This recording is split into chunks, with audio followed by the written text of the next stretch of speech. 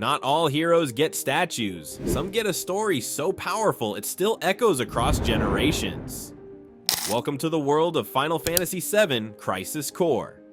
Picture this, a young soldier, outnumbered, drenched in blood and rain, standing alone against an entire army. This isn't just a battle.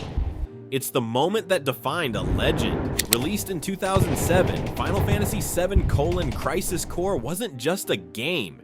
It was a love letter to fans of the Final Fantasy VII universe. But before we dive into the story and the breathtaking trailer that set it all up, let's rewind to 1997. Square Enix had just redefined RPGs with the original Final Fantasy VII, creating a legacy so big it still casts a shadow over every RPG released today. Boy, oh boy. The price of freedom is steep. Fast forward to the mid-2000s, the PSP was struggling against the Nintendo DS, and Square Enix needed a heavy hitter. Enter Crisis Core, a game that dared to expand on one of the most beloved stories in gaming history. At the time, the PSP was marketed as a multimedia powerhouse, but it lacked the exclusive titles that could compete with Nintendo's handheld dominance. Square Enix's decision to create Crisis Core for the PSP was both a risk and a statement. They needed a story-driven experience that would justify the hardware's potential, and the fanbase for Final Fantasy VII was the perfect target. The trailer didn't waste time. From the first frame, it was clear. This wasn't just a prequel, this was the emotional backbone of the Final Fantasy VII saga.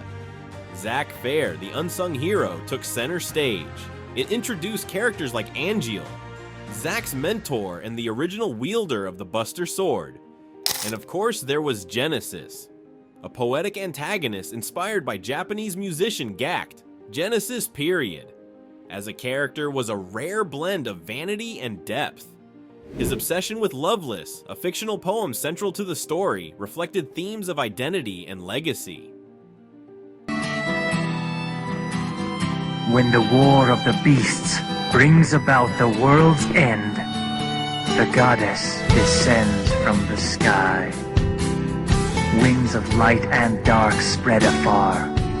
Gact's influence wasn't just visual, his music also shaped Genesis's aura, with tracks like Redemption perfectly capturing the character's enigmatic personality.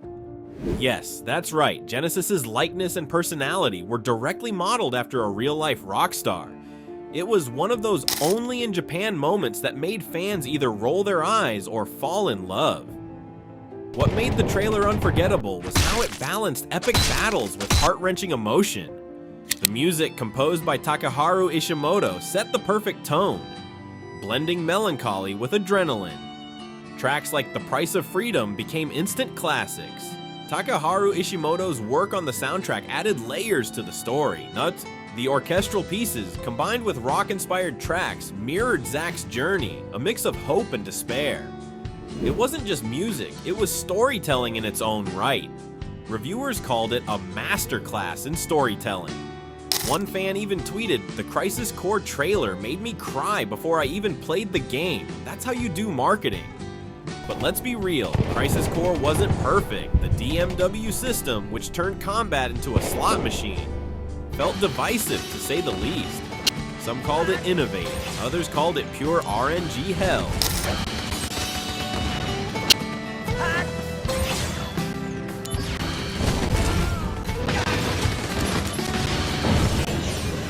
The Digital Mind Wave was an ambitious mechanic, attempting to blend storytelling with gameplay, while it created unpredictable moments of excitement. It also alienated players who wanted more control over their battles. Critics noted that this RNG-heavy system clashed with the otherwise tight narrative pacing. Still, for every annoying mechanic, there were jaw-dropping moments of brilliance. The reimagined Midgar, the expanded lore, and Zack's unshakable optimism. These were the elements that kept players hooked. And the Easter eggs? Oh, there were plenty. From subtle nods to Final Fantasy VII to hidden details like the origin of Cloud's personality. Crisis Core was packed with fan service. One of the most poignant Easter eggs tied directly into Cloud's identity crisis in Final Fantasy VII.7. Zack's personality and heroic ideals became the foundation of Cloud's journey, making their connection both tragic and profound. Remember that scene where Aerith gives Zack flowers? Can I call you? Of course! And don't worry, I'll be done and back in no time. Hey, can we start now? What? Filling the slums with lots of flowers. Those flowers would later become a symbol in Final Fantasy VII. It's little moments like these that made the game unforgettable. And then there's the 7th Heaven Bar.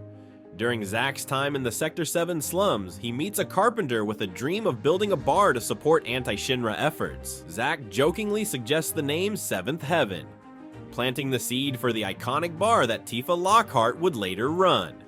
It's a clever nod that ties the stories together seamlessly. And let's not forget Vincent Valentine. Hidden away in Shinra Manor, Zack stumbles upon a coffin containing a man in a deep slumber. Longtime fans immediately recognize this as Vincent, a fan-favorite optional character from Final Fantasy VII. This subtle encounter added depth to the game's lore, showing how the creators carefully wove the prequel into the original's narrative.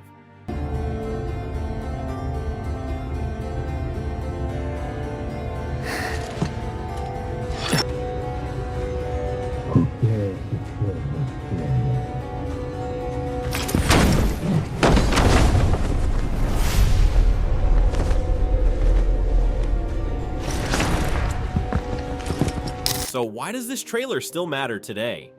Because it did what few trailers could. It made you feel. It wasn't just about selling a game.